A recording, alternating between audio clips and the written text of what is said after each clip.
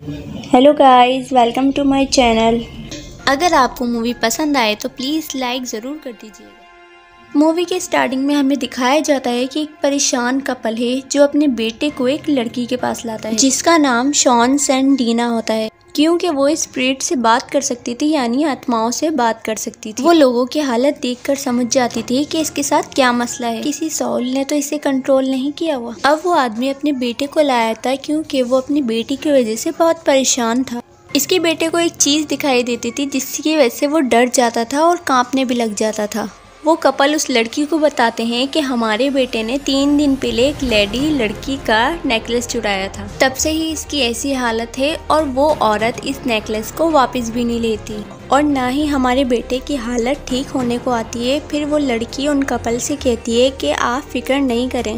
फिर वो इसे अंदर लाने का कहती है और एक चादर पे इसे लिटा देती है और वो बच्चा यहाँ पर भी बहुत ज़्यादा डरा हुआ होता है, जैसे कोई चीज़ दिखाई दे रही हो और आवाज़ें दे रही हो। फिर उसके ऊपर कोई चीज़ हावी होने लगती है, जैसे उसको किसी ने कंट्रोल कर लिया हो। वो लड़की कुछ पढ़ने लगती है, तभी वहाँ पर वाकई ही कोई सॉल आ जाती है और सब चीज़ें तबाह करने लगती है और उस छोटे बच्चे को नीचे फेंकती है। वो बच्चा काफ़ी बुरी तरह से गिर जाता है और डर जाता है। फिर उस जगह की ज़मीन खुलती है और उस बच्चे को अंदर ले लेती है। वो लड़की जिसका नाम शॉन सेंट डीना था, वो काफ़ी देखकर हैरान होती है और वो बच्चे से कहती है हम दोबारा मिलेंगे। और यहाँ पर ही सीन कट हो जाता है। फिर हम प्रेजेंट टाइम देखते हैं जहाँ पर हमें एक लड़की क्रिश्चियन दिखाई जाती है।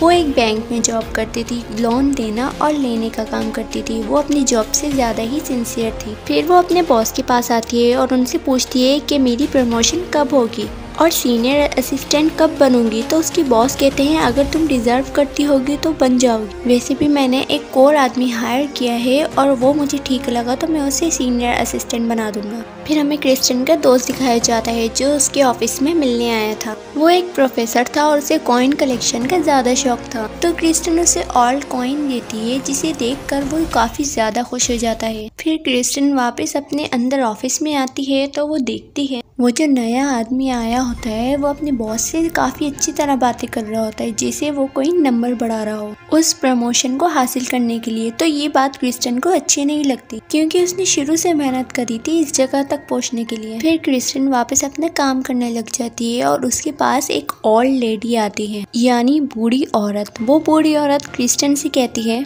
कि मैंने जो आपसे हाउस लोन लिया था उसकी ड्यूरेशन बढ़ा दें क्योंकि हमारे घर की हालत बहुत ख़राब है और मैं आपको ये लोन अभी वापस नहीं कर सकती। अब क्रिस्टियन सोचती है कि मैं क्या करूं, तो वो सारे डॉक्यूमेंट्स अपने बॉस के पास ले जाती है। तो इसका बॉस इसे कहता है कि ये छोटी छोटी चीज़ें हैं जिससे मैं डिसाइड करूँगा कि तुम वाकई डिजर्व करती हो असिस्टेंट बनना, तो ये सारे फैसले तुम्हें खुद लेने चाहिए। ये फैसला मैं तुम पर छोड़ता हूँ और देखता हूँ कि तुम मुझे कैसे खुश करती हो। फिर क्रिस्टियन बहुत सोचती है और वो बाहर आके उस बूढ़ी औरत को डॉक्यूमेंट्स वापस कर देती है और कहती है कि सॉरी मैं ड्यूरेशन के स्टैंड नहीं कर सकती। वो ऐसी थी नहीं, लेकिन उसको प्रमोशन लेने के लिए ऐसा करना पड़ता है। वो लेडी रोने लगती है और कहती है कि प्लीज ऐसा ना करें, मैं यहाँ पर बहुत मजबूर होकर आई हूँ, मेरी हालात बहुत खराब है। लेकिन क्रिस्टियन कुछ नहीं कर सकती थी। वो सिक्योरिटी को बुलाती है और सबको कहती है कि इन बूढ़ी अम्मा को बाहर ले जाओ। उस बूढ़ी औरत को लगता है कि इसने मेरी सबके सामने इंसल्ट करी है। वो काफ़ी अजीब रिएक्ट करने लगती है। उसकी एक आंख पत्थर की होती है और उसके नाखून काफ़ी गंदे होते हैं, जैसे काफ़ी अरसे से न काटे हों न साफ किए हों। फिर सिक्योरिटी उसे बाहर निकाल देती है। फिर वो बूढ़ी औरत कहती है कि तुमने अच्छा नहीं किया। फिर शाम होती है, क्रिस्टियन अपने घर जा रही होती है काम से फारिग होकर।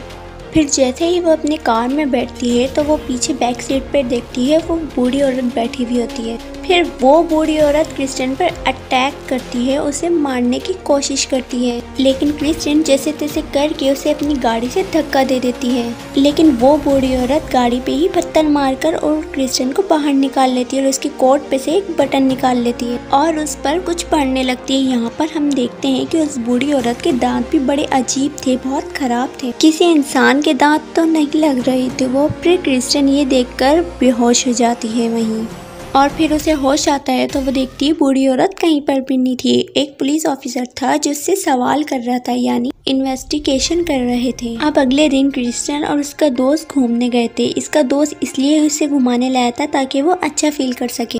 फिर रास्ते में ही जब भी पामिस्ट की शॉप आती है, यानी हाथ देखकर फ्यूचर के बारे में बताता है। फिर क्रिस्टियन अपने दोस्त से जिद करती है कि मुझे भी जाना है इसके अंदर, मुझे भी अपने बारे में पूछना है। फिर उसके दोस्त को उसकी खातिर अंदर जाना पड़ता है। फिर वो पामिस्ट क्रिस्टियन से $60 रिचार्ज करता है, जिसे देखकर उसके दोस्त को बहुत बुरा लगता है क्योंकि वो ये समझ रहा था कि ये फ्रॉड है। वो पामिस्ट जब क्रिस्टियन का हाथ देखता है तो कहता है कि अपने $60 अपने पास रखो और अपना ख्याल रखो क्योंकि तुम्हारे ऊपर किसी ने काला जादू यानी ब्लैक मैजिक किया है। फिर उसे ये भी बताता है कि तुम्हारे कोट का बटन गायब है और वो इसी से ही कोई लिंक है। तो हमें यहाँ पर आइडिया हो जाता है कि वो काला जादू करने वाली कोई और नहीं बल्कि वो बूढ़ी औरत ही थी। फिर क्रिस्टियन का दोस्त इसे फ्रॉड कहते हुए बाहर आ जाता है और उसे भी यही कहता है कि ये फ्रॉड है, तुम इसे ध्यान ना दो। फिर क्रिस्टियन अपने घर चली जाती है और घर जाकर उसके साथ बहुत अजीब व गरीब चीज़ें होती हैं। उसे काले साए नज़र आने लगते हैं और आवाज़ें आने लगती हैं। फिर उसका दोस्त उसके पास आता है। फिर वो अपने दोस्त को सब कुछ बताने लगती है। फिर उसका दोस्त कहता है कि मैंने तुम्हें कहा था ना कि तुम्हारी तबीयत ठीक नहीं है, हो सकता है कि जिस दिन तुम बेहोश हुई थी ये उसकी बात के असरात हों यानी फैक्ट हों। लेकिन क्रिस्टियन कहती है कि नहीं, ये मेरा वहम नहीं, ये मेरे साथ सच में हो रहा है। अगले दिन जब वो अपने ऑफिस जाती है, फिर जब वो अपनी जगह पर बैठती है तो उसे ऐसा लगता है कि जैसे वो बूढ़ी औरत इसके पास दोबारा आई है, क्योंकि ऐसा लगता है कि उसके डेस्क पर उसने हाथ रखा हो, वही गंदे नेल्स। इसी के साथ ही क्रिस्टियन के नाक में से खून आने लग जाता है। वो काफ़ी घबरा जाती है और डर जाती है और कहती है कि मेरे साथ क्या हो रहा है। फिर वो रोती हुई ऑफिस से निकल जाती है और वो सीधा उस बूढ़ी औरत के घर जाती है। फिर उस बूढ़ी औरत की बेटी दरवाज़ा खोलती है और कहती है कि क्यों आई हूँ यहाँ, चली जाओ यहाँ से, जैसे तुमने मेरी बूढ़ी माँ को बाहर निकाला था। तो फिर क्रिस्टियन कहती है कि प्लीज़ मुझे माफ़ कर दो, मुझे एक बार उनसे मिलने दो, मैंने ये सब कुछ जानबूझ के नहीं किया। फिर उस बूढ़ी औरत की बेटी उसको काफ़ी मुश्किलों बाद उसको अंदर आने देती है। फिर क्रिस्टियन अंदर जाती है तो देखती है कि वो बूढ़ी औरत मर चुकी होती है, यानी क्रिस्टियन चाह कर भी उससे माफ़ी नहीं मांग सकती थी क्योंकि अब बहुत देर हो चुकी थी। वो ये देखकर काफ़ी होपलेस हो जाती है। फिर वो बूढ़ी औरत की बेटी कहती है कि मुझे सब मालूम है कि तुम्हारे साथ क्या हो रहा है और मुझे ये भी पता है कि मेरी माँ ने तुम पर काला जादू किया है। मैं तो कहती हूँ बिल्कुल ठीक हुआ, तुम जैसे लोगों के साथ ऐसा ही होना चाहिए, इसका असर कभी ख़त्म नहीं होगा। क्रिस्टियन तो जैसे पागल हो चुकी होती है। फिर उसे समझ नहीं आता कि मैं क्या करूं। फिर वो वहाँ से चली जाती है और वो सीधा उस पामिस्ट के पास जाती है। फिर वो उसे कहता है कि उस बूढ़ी औरत ने तुम पर बहुत ही बुरा काला जादू किया है।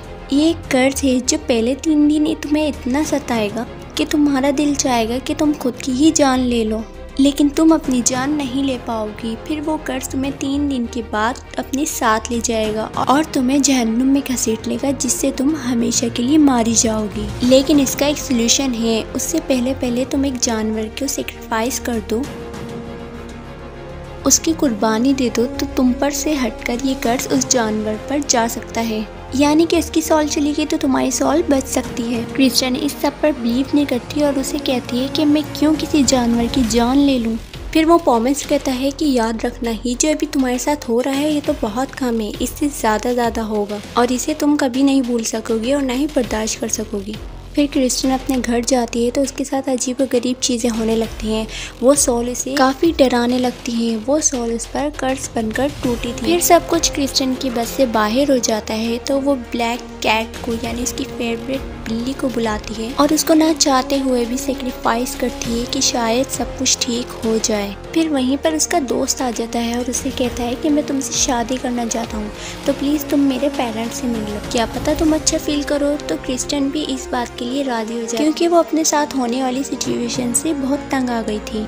अब डिनर का टाइम आ चुका होता है तो क्रिस्टियन अपने हाथों से बहुत टेस्टी केक बनाती है। फिर वो अपने फ्रेंड के पेरेंट्स से मिलने चली जाती है। उनमें बहुत सारी बातें होती हैं। फिर वो केक काट के खाने लगते हैं। फिर क्रिस्टियन अपना केक खाने लगती है तो उसके स्लाइस में उस बूढ़ी औरत की आँख दिखाई देती है। वो इतना डर जाती है कि उसे उन चीज़ों की आवाज़ें आने लगती हैं और वो बहुत ज़्यादा ही डर जाती है और घबराने लगती है, लेकिन उसे कंट्रोल करते हुए ऐसे दिखाती है कि जैसे कुछ भी नहीं हुआ, लेकिन वो आवाज़ें बहुत बढ़ जाती हैं। फिर क्रिस्टियन इनसे इतना परेशान हो जाती है कि वो शीशे का गिलास उठाकर उस तरफ फेंकती है जहाँ से आवाज़ें आने लगती हैं।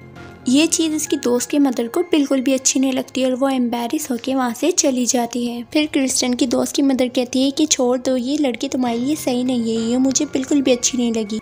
क्रिस्टियन सीधा उस फॉर्मिस्ट के पास जाती है और उसे कहती है कि तुमने मुझसे झूठ बोला था कि किसी भी एनिमल को सेक्रीफाइस कर दोगे तो मेरी जान बच जाएगी। मैंने अपनी प्यारी और फेवरेट बिल्ली को सेक्रीफाइस कर दिया, लेकिन क्या हुआ, मुझे कुछ फर्क नहीं पड़ा। वो फॉर्मिस्ट कहता है कि तुम पर कर्ज भी अच्छा खासा है, हमें डायरेक्ट सोल से बात करनी होगी कि वो तुम्हारी जान छोड़ दे, क्योंकि कल आखिरी दिन है और वो सोल तुम्हारी सोल को अपने साथ ले जाने वाली है। क्रिस्टियन कहती है कि मुझे कुछ भी बताओ, मैं करूँगी, मुझे आज़ाद होना है इस चीज़ से। तो वो फॉर्मिस्ट कहता है इस मामले में हमें एक औरत मदद कर सकती है, लेकिन उसकी फीस काफ़ी ज़्यादा है, लेकिन हो सकता है इसमें तुम्हारी जान भी जा सकती है और ये भी हो सकता है कि वो सोल तुम्हारी जान छोड़ दे, यानी तुम इसमें 50-50 लटकी भी हो। अब क्रिस्टियन काफ़ी परेशान हो जाती है और वो सोचती है कि इतने सारे पैसे कहाँ से लाएगी। फिर वो अपने बैंक जाती है और अपने बॉस से कहती है कि मुझे ये लोन दे दें, फिर जब मेरी प्रमोशन हो जाएगी तो मैं ये आपको रिटर्न वापस दे दूंगी। फिर उसका बॉस उसे कहता है कि आपको किसने कहा कि मैं आपको प्रमोशन दे रहा हूँ, आपकी दिमाग की हालत ऐसी रही है कि मैं आपको प्रमोशन दूँ। मैंने उसे प्रमोशन दे दी जिसको मैंने हायर किया था। ये सुनकर क्रिस्टियन को बहुत दुख होता है। फिर वो घर जाती है और वहाँ से कुछ सामान उठाती है और वो सेल कर देती है, लेकिन बदकिस्मती से उसके पास अभी कुछ जमा नहीं हुआ था कि वो उस औरत के पास जा सके। तभी वहाँ पर उसका फ्रेंड आ जाता है और उसे कहता है कि देखो क्रिस्टियन, मैं इन सब बातों पर यकीन नहीं करता, लेकिन सिर्फ मैं तुमसे प्यार करने की वजह से ये पैसे मैं तुम्हें दे देता हूँ, ताकि तुम्हें ये ना लगे कि मैंने मुश्किल वक्त में तुम्हारा साथ नहीं दिया या मैंने पैसों की वजह से तुम्हारा साथ छोड़ दिया। ये सुनकर क्रिस्टियन बहुत खुश होती है और वो पैसे लेकर उस औरत के पास जाती है। अब ये जगह देख के आप हैरान हो जाएंगे, क्योंकि ये वही घर होता है जो मूवी के स्टार्टिंग में हमें दिखाया जाता है, जहां वो मासूम बच्चा मारा गया था।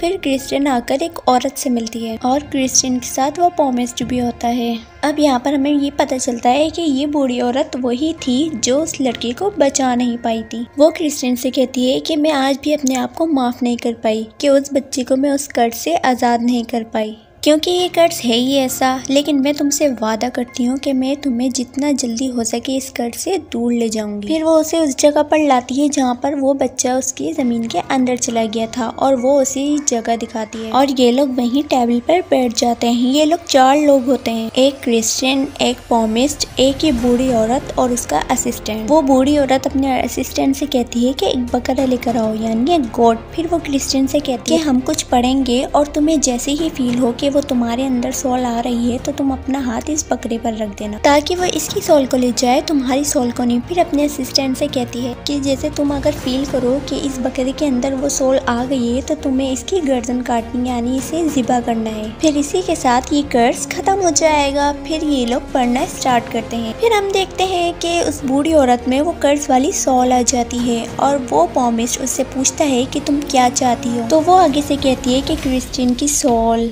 फिर क्रिस्टियन उस औरत का हाथ उठाकर जल्दी से बकरे पर रख देती है और वो सोल फिर बकरे के अंदर आ जाती है और वो जो मासूम बकरा हमें दिख रहा था वो काफी खौफनाक हो गया था, इतना खतरनाक कि देखकर ही उसे डर लग रहा था। फिर वो बूढ़ी औरत का असिस्टेंट उसे ज़िबा करने के लिए आगे बढ़ता है तो फौरन ही वो उसके हाथ पर काट लेता है और अब कर्ज वाली सोल अब उसी असिस्टेंट में चली जाती है और वो बहुत खतरनाक हो गया था। फिर वो क्रिस्टियन पर अटैक करने लगता है और जैसे ही बूढ़ी औरत होश में आती है तो वो असिस्टेंट की बॉडी में से उस कर्ज सोल को निकाल भर फेंकती है, लेकिन उसमें बूढ़ी औरत की काफी एनर्जी लगती है और उसे वो ज्यादा जख्मी यानी डैमेज भी कर देती है और वो बर्दाश्त नहीं कर पाती तो वो वहीं मर जाती है। ये देखकर अब काफी सब परेशान हो जाते हैं कि अब उनकी आखिरी होप भी नहीं रही। तो क्रिस्टियन को बहुत दुख होता है कि मेरी वजह से अब कितने लोगों की जान जाएगी। फिर वो फॉर्मिस्ट कहता है कि हमारे पास यही एक आखिरी हल बचा है कि जिस बटन पर उस बूढ़ी औरत ने तुम पर ब्लैक मैजिक किया उसे पकड़ो, एनवेलप में रखो और वो किसी और को दे दो ताकि तुम पर से ये कर्ज हटकर उसके ऊपर चला जाए। अब देखते हैं कि क्रिस्टियन अपने घर जा रही होती है और उसके साथ उसका दोस्त भी होता है और उसने वो बटन को एनवेलप में बंद भी कर दिया था और साथ में उसके डॉक्यूमेंट्स भी थे। फिर रास्ते में ही उनके सामने एक बूढ़ा आदमी आ जाता है तो फिर क्रिस्टियन के दोस्त को ब्रेक लगानी पड़ती है, जिसकी वजह से वो सारे डॉक्यूमेंट्स मिल जाते हैं और वो भी जिसके अंदर वो बटन था। अब क्रिस्टिन का घर आ चुका था तो वो क्रिस्टिन का दोस्त उसे कहता है कि कल रेलवे स्टेशन पर आ जाना, हम घूमेंगे, ठीक है, ताकि तुम अच्छा फील कर सको और हम ये भी डिसाइड कर लेंगे कि ये बटन वाला एनवेलप किसे देना है, ठीक है। जब वो अपने दोस्त से मिलती है तो वो ये सोच रही होती है कि ये एनवेलप किसे दिया जाए, लेकिन उसका दिल मानने को तैयार ही नहीं होता कि ये एनवेलप वो किसी मासूम को दे दे और वो उसकी जान ले। फिर वो वही उस प्रॉमिस के पास जाती है और उससे ये पूछती है कि क्या ये जरूरी है कि ये बटन और ये एनवेलप किसी जिंदा इंसान को दें, क्या हम ये किसी डेड बॉडी को नहीं दे सकते। तो वो प्रॉमिस कहता है कि हाँ, तुम ये बूढ़ी औरत को दे सकती हो जिसने तुम पर ये कर्ज किया है। तो क्रिस्टिन फौरन उस बूढ़ी औरत की कब्र के पास जाती है। उस रात बहुत तेज बारिश हो रही थी। क्रिस्टिन लेकिन डरती नहीं है, वो हिम्मत करके उसकी कब्र खोदती है और जैसे ही उसकी डेड बॉडी सामने दिखती है और वो बटन वाला एनवेलप उसके मुंह में डाल देती है। क्रिस्टिन काफी लाइट फील करती है क्योंकि उसने उसका कर्ज वापस लौटा दिया था। अगले दिन हम देखते हैं क्रिस्टिन काफी खुश और रिलैक्स होती है। फिर वो वहीं रेलवे स्टेशन पे अपने दोस्त से मिलने जाती है। फिर इसका दोस्त इससे कहता है कि याद है कल हमारी फाइल मिक्स हो गई थी तो आप मेरा कॉइन वाला एनवेलप ले गई थी और आपका बटन वाला एनवेलप मेरे पास ही रह गया। और जैसे ही वो बटन वाला एनवेलप खोलता है और उसे दिखाता है तो क्रिस्टिन की जैसी जान ही निकल जाती है क्योंकि आज आखिरी दिन था, उस कर्ज को वापस करने का टाइम निकल चुका था। तो इसीलिए क्रिस्टिन वो रेलवे ट्रैक पर ही गिर जाती है। उसका दोस्त बड़ी कोशिश करता है उसे उठा सके और उसे बचा सके, लेकिन वो नाकाम रहता है। फिर रेलवे ट्रैक खुलने लगता है, उसमें से आग निकलती है और उसमें से किसी का सोल का हाथ निकलता है और वो क्रिस्टिन को अंदर लेके जाता है। यानी कि ये कर्ज ना तो रिवर्स हुआ था ना ही इसने क्रिस्टिन की जान लेनी ही लेनी थी। क्रिस्टिन का दोस्त उसे देखते हुए भी अपने दोस्त को नहीं बचा पाता। उसकी आंखों में बस आंसू रह जाते हैं और दिल में अफसोस रहता है कि उसने ये एनवेलप पहले क्यों नहीं देखा। और देखते ही देखते वो सोल उसे अपनी अंदर खींच लेती है और क्रिस्टिन का दोस्त सैड बैठा रहता है। इसी के साथ इस मूवी की सैड और अजीब एंडिंग हो जाती है। Thanks to watching.